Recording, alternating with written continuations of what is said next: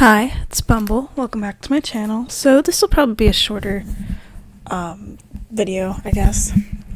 So this movie, I find a lot of kind of strange, little interesting movies on Tubi a lot. This actually wasn't one that I stumbled on there. I've been watching a lot of SNL, and Jane Curtin's one of the part of the original SNL cast, and I was like, okay, besides SNL and Third Rock from the Sun, I was curious what else she was in.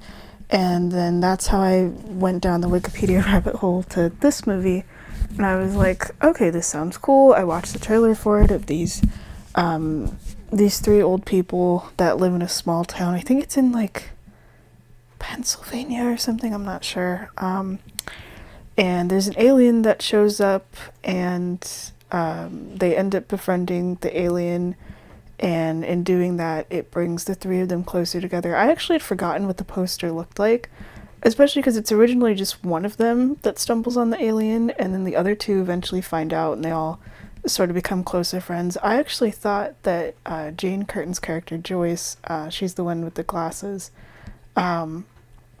was going to actually turn in the other two people, Milton and Sandy, for keeping the alien. Plus, there was like a $10,000 reward, but no, they all end up as friends, and they remain friends even after their time with the alien. The reason the movie's called Jules is that's the name they give the alien, but it's only the name that one person gives the alien. It's kind of funny where one of the characters is like insisting, yeah, we're going to name the alien Jules, and the other person is like, no, this alien looks more like a Gary or a Naomi, and starts calling the alien Gary.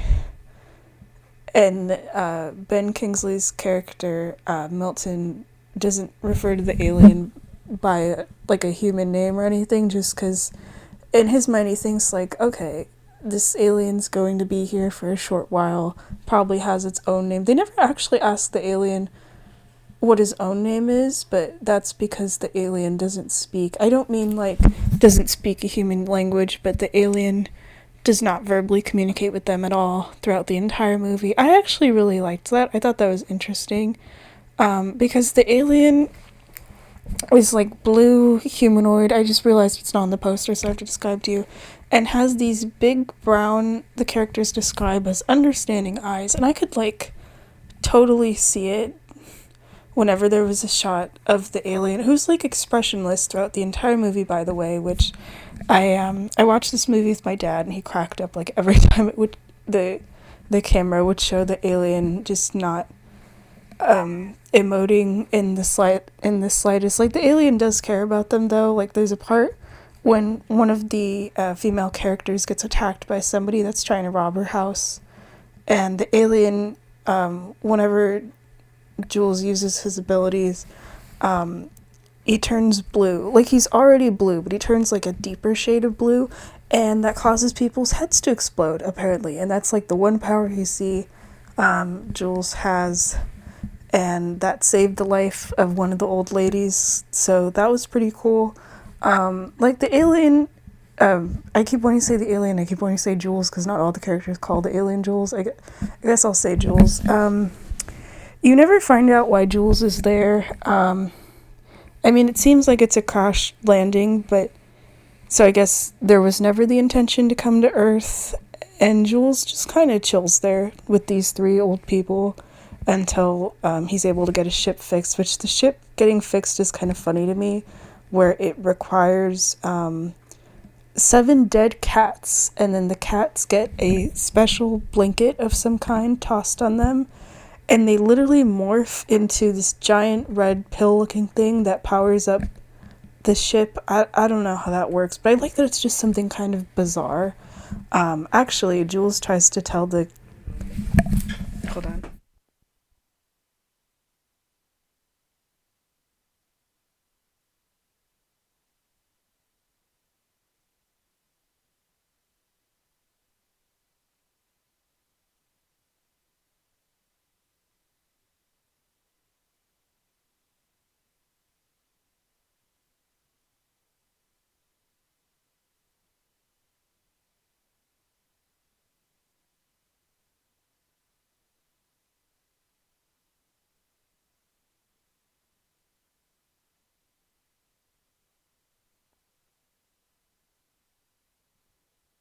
Okay, sorry for the pause. Someone was saying goodbye to me and it was kind of loud and I didn't want that cut in the mic.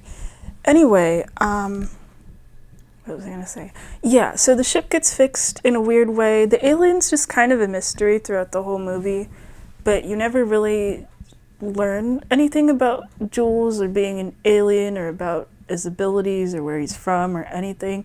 And I actually really like that. It kind of makes the movie feel less like it's about just an alien that stumbles in and more of just someone who got lost and stays with the main characters for a while. Because it's just about, Jules crashes there. The character, he hangs out with Milton, because that's the backyard of where he crashed, and Jules hanging out with Milton is just so funny to me. It was funny to my dad too because Jules is humanoid but doesn't really do anything, kind of doesn't even really try to mimic like what the humans do, just kind of really chill and goes along with whatever, where Milton, to figure out what Jules eats, just makes a bunch of food and puts it in front of him and figures out that Jules likes apples, so then Jules is eating apples, like cut up sliced apples for most of the movie, and watches TV with Milton. Once the two old ladies come into the picture of finding out about the alien, they start buying Jules t-shirts. I liked how the first t-shirt, because Sandy, I think she was probably one of my favorite characters. I just felt really bad for her though. Like all of the main characters end up confessing to the alien about things in like one way or another. But Sandy's thing, or one of Sandy's things, I guess, was that she has a daughter who's a lesbian, and Sandy was like very like welcoming and chill about that. And is happy for her daughter and is proud of her daughter being a lesbian, and admits to Jules that she hasn't seen her daughter in 3 years, that the daughter and her partner, because I don't remember if they say that the daughter's like married or not. I don't know if it's like her wife or not. I think they just say partner. The daughter and her partner are trying to, as it's described, suck up to the partner's mother instead, and that's all the information we're given. I'm assuming the suck up thing, I don't know, maybe it's someone who's rich, maybe it's someone who they're like desperately trying to please instead, but it made me sad because what the main characters all have in common, well, the old human main characters all have in common is that they're all sort of like lonely in some way, where they're not really visited by certain people, and you can just tell from the way they are. And if there's anything, that Jules does in this movie, it's really bring them together. Like, that's kind of Sandy's thing. She even ends up... Oh, wait, I forgot to explain about the t-shirt thing. The first t-shirt that Jules is given is a black t-shirt that just says, I'm not a lesbian, but my girlfriend is, with it being a joke of, like, that's another way of saying that you're a lesbian. And Sandy says it's, like, a shirt that she originally bought her daughter before finding out the daughter was a lesbian, or something like that. And the other characters don't really get it as, like, the joke. And they keep buying Jules just different t-shirts. One of them, I think, is, like, a Bud Light shirt. Apparently, Bud Light has a dog mascot. I don't remember what the mascot's name is, but my dad was trying to figure it out, like, the entire movie of, like, why does it have this name on this t-shirt? Who is that? And then when I said the shirt said Bud Light on it, he was like, oh, okay, that's the name of the mascot. So that's something I learned from this movie, that Bud Light has a dog mascot. The shirt, the design of it looked like it would have been something from like the 80s or 90s, so I gotta go research that at some point just because I'm interested now, I guess. But yeah, they give Jules like t-shirts, and the humans all give Jules like presents at the end of the movie, which is really nice. Anyway, I was talking about Sandy because I want to talk about each of the characters. Sandy, she starts this program in her town that's the sort of thing of like young people can call her or call the elderly people in town to just like hang out and learn from each other. And someone actually does answer her call, and at first I thought it was really nice. It's this guy who's like, yeah, I'm a little bit older, and at first I was worried about that, but he's just like 27, he's still pretty young. I mean, she's like 72 for context. And they're chatting, and then he goes upstairs to the bathroom, and I thought like, okay, maybe he's doing this as like a community service thing and not actually interested. Or I thought maybe he was like doing drugs in the bathroom or something, but no, he ends up robbing her and then attacks her when she tries to run away to call the police. I felt so bad for her. I mean, Jules does intervene where he's somehow able to see what's happening in her house and makes the guy's head explode and stuff. Or otherwise he would have, I think the characters say he would have killed Sandy. But regardless of the alien in that situation of exploding someone's head, I felt so bad for her in that moment. Like, she wants companionship so bad to the point where, like, she's the first one, you know, after Milton, to find out about the alien. And I thought she was romantically interested in Milton because she keeps trying to talk to him and wants to go over to his house, and she says this thing about wanting to borrow his printer, which I wasn't even sure if that was true or not. But I mean, she does also have a reason to kind of worry about him, though. Like, at the beginning of the movie, these three humans aren't really like friends with each other. They all just kind of know each other. They're just like the three old people that are always at the town meeting trying to get like specific stuff done in town or whatever, but they're not really like friends. They end up friends at the end of the movie, though, which is nice, or more like they remain friends. But Milton's thing as the main character, he's, I think, like in his 70s or something, and he's starting to show signs of dementia. At first I wasn't sure if he was even really aware of it, but I think in the whole movie he's just kind of either in denial or like embarrassed about it. Like, they never outright say that it, like, referred to it as dementia, but I think it was, like, pretty obvious where he's, like, putting things in locations they're not supposed to be, and he's forgetting things. The whole forgetting things stuff, it kind of mostly happens at the beginning of the movie, actually, and then towards the end, not really. He seems to be doing fine. I mean, that doesn't mean the issue goes away or anything, but I thought that was kind of interesting. Like, when I was watching this with my dad kind of assumed that Jules, like, once you see that he has abilities and stuff, which is mostly just making people's heads explode is the ability, my dad kind of assumed that Jules would fix Milton's dementia or something. A part of me kind of wanted that, but in a way I'm almost glad that he didn't. I'm not saying it's, like, a good thing that Milton or anybody has dementia. It sounds like a horrible disease, but, you know, where you're forgetting things and then you're not really yourself anymore. But I feel like it kind of fit with the themes of the movie that he remains with this disease, especially because, and I'm going to be spoiling some more things. I mean, I spoil things in all of these, but I'm going to talk a bit about the ending. I will talk about Jane Curtin's character, though. I know I didn't really touch on her yet. Or I did a little bit in that I thought she was going to turn in Jules, but there's more to her character. But Jules gets the spaceship fixed, I think, right when the government agents show up, which they're not actually a big part of this movie. They're only in, like, the last 20 minutes or so of they finally figure out, like, kind of the area where the alien might have crashed, and they're going around trying to find Jules. And I'm glad they're not a big deal, because I feel like in a lot of these kind of alien stories, or there's weird things happening, or maybe I'm thinking of TV shows where there's always, like, two government agents that are running around trying to get stuff, and it's like a side plot part thing. But I'm glad they're not really in the movie much, because the story isn't really about them. It's about the three humans and their bond with each other and with this alien from outer space. But Jules invites the characters to go, and at first Milton is gonna go, and he mentions how, oh yeah, he has a daughter. His daughter's name's Denise. I think she's a veterinarian. I feel bad for her too. She's, like, worried about Milton the entire movie because she can tell, like, okay, he's, like, starting to show signs of dementia. But Milton, like, refuses to go to a doctor. And just the way Milton acts, it's kind of funny for me to talk about this too. It's part of the reason I paused the video and waited till my own dad left. Milton says a lot of lines that are, like, actually really funny. Milton's, like, the funniest character in this. And it's funny because, like, my dad and I were both watching this movie.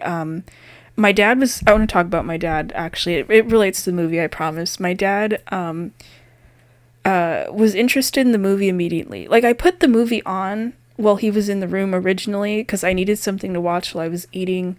And I thought, yeah, this sounds like a weird little movie. Plus, like, Jane Curtin's in it as well. And he also watches SNL with me, so I thought, okay. And I thought, yeah, this is like a weird little movie my dad would probably watch, but he doesn't use Tubi.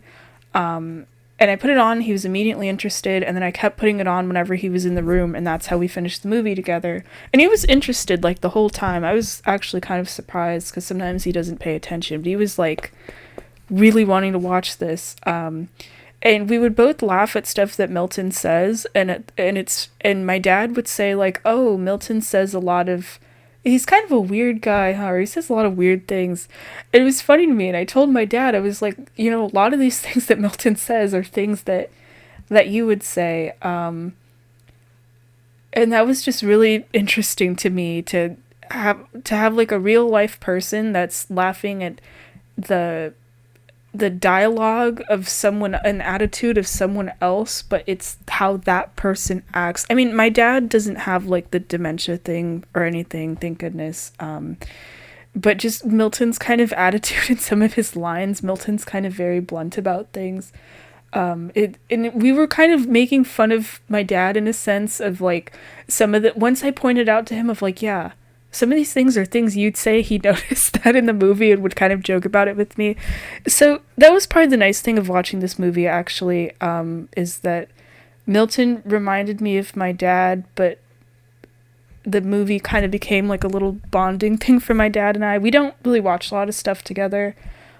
We don't really watch anything together unless it's like comedies or unless it's SNL, so it's nice with this one. I mean, this one sort of is a comedy, but not like a you're gonna laugh all the time. It's more of like the humor is a bit, the jokes are like a bit more toned down and stuff. I don't really know how to describe it, to be honest.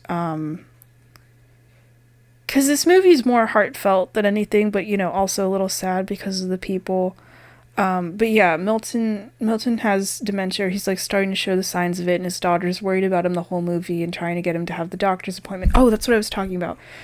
A lot of the stuff with Milton where he like refuses to go or whatever is funny, and then I was thinking like, man, that's probably got to be so frustrating for his daughter to like, she's desperately wanting to help him and knows he's kind of going downhill, but he just refuses help. And she even kind of has him go to some kind of mental cognitive test, and they suggest like assisted living for him or something like that, and he just doesn't want to because you know, and that's like a thing with elderly people as well, where they value their independence so much, and I could understand if, you know, that's got to be scary to like know you're getting the signs of dementia. Like he eventually admits it and everything, but even if someone didn't have that, to just have to have someone that lives with them and having kind of their independence in that sense like taken away, that's probably gotta, you know, suck in their shoes.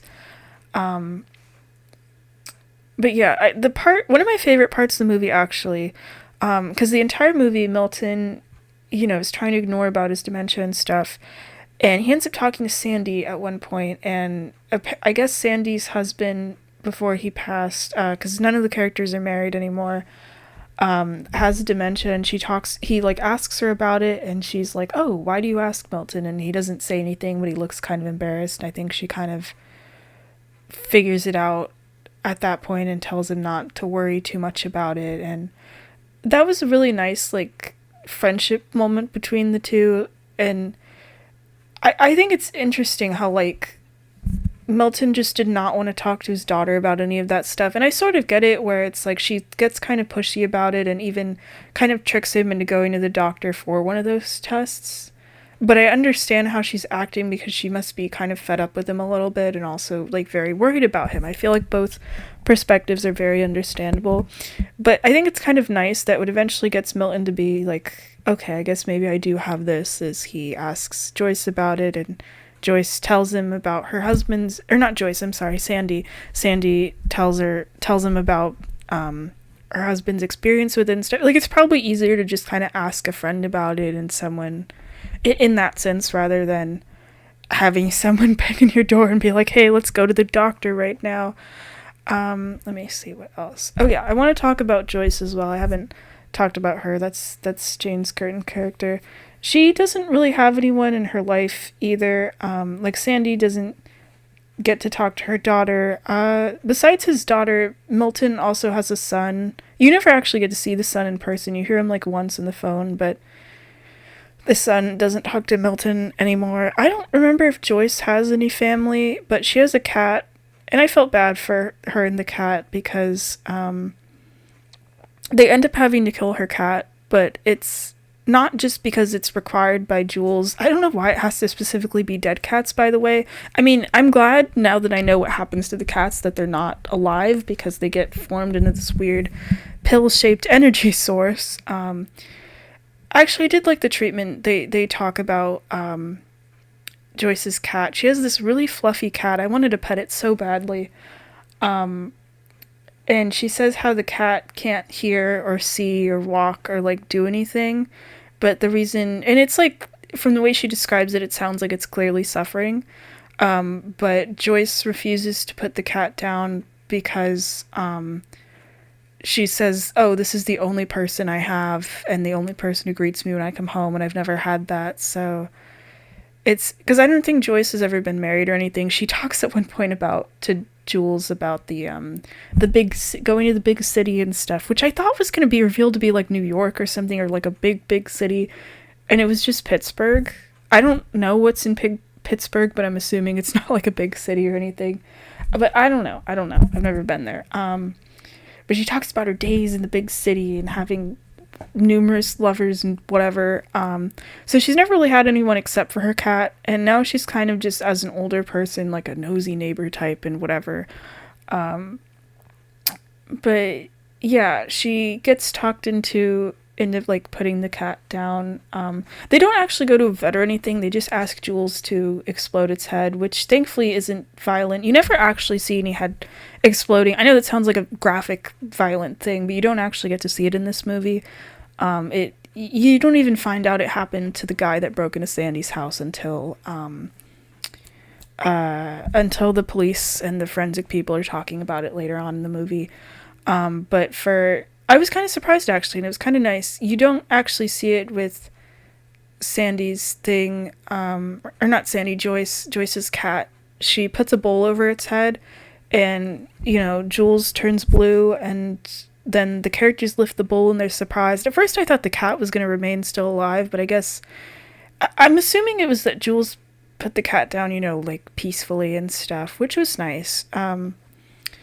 But yeah, that's, I guess, just Joyce's thing. So yeah, they're all just these very lonely people, and Jules ends up leaving, and none of the characters go with him. But they all kind of remain together at the end, and then it's shown that I guess Jules comes back at the end. You don't actually see him come out of the spaceship or anything, but I guess he visits him from time to time, which is nice. But yeah, I find it interesting that Milton was originally going to go just because... Also because he didn't want his daughter to see him, suffering through dementia and everything. And then it's interesting because he ends up changing his mind. He tells Jules of like, oh, Earth's always been my home and this disease is going to suck, but it's probably good if I deal with it here and not on an alien planet. But I feel like that's an excuse because he gets a call from his daughter right before he's going to leave. And it's his daughter saying like, oh, I've taken some time off work, let's give you a haircut, let's just hang out, I miss you, Dad. And then you can tell that's the thing that causes him to change his mind about going to the planet.